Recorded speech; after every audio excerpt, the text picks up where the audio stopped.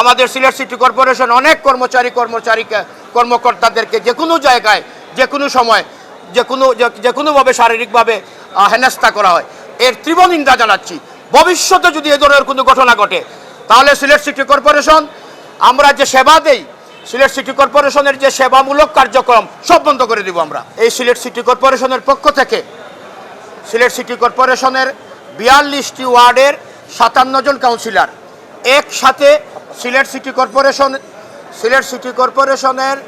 42টি ওয়ার্ডে 56 জন কাউন্সিলর এবং Sylhet city corporation আমরা একসাথে কলম বিরতি করেছি 1 ঘন্টার জন্য।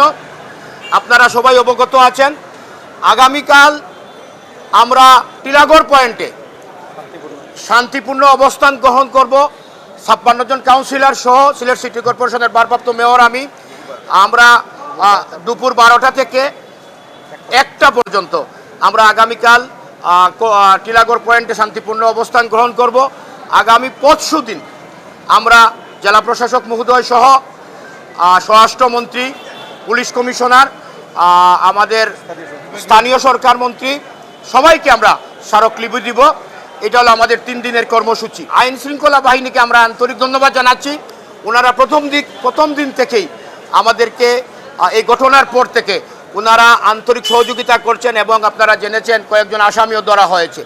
যদিও আমাদের মেইন আসামি পর্বে আমাদের মামলায় 14 জন আসামি আছে, এর মধ্যে সম্ভবত 4 জন গ্রেফতার হয়েছে। বাকি 10 জনকে এই 3 দিনের ভিতরে আমরা গ্রেফতার করার অনুরোধ জানাবো আমাদের স্থানীয় প্রশাসনকে, না হলে আমরা পরবর্তীতে আরও কঠোর অবস্থানে যেতে বাধ্য হব। নগদের কাছে সব গ্রাহকই প্রিয়, তাই তো সারা দেশে ক্যাশ আউট চার্জ সবচেয়ে কম। আমরা আপনাদের মাধ্যমে জানিয়ে দিতে চাই যে এই সন্ত্রাসীরা যেখানে যাদের যে অবস্থান আছে, ওরা এদের পরিচয় এরা সন্ত্রাসী, এদের কোনো অবস্থান নেই।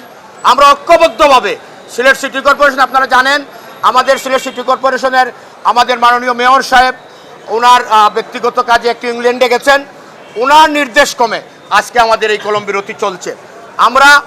উনি বারবার আমাকে ফোন করে বলছেন আজকের কলম বিরতির পর থেকে আমরা যে 3 দিনের সিদ্ধান্ত নিয়েছি, এর ভিতরে যদি এই সন্ত্রাসীদেরকে গ্রেফতার না করা হয় আমরা আরও কঠোর অবস্থানে যাব।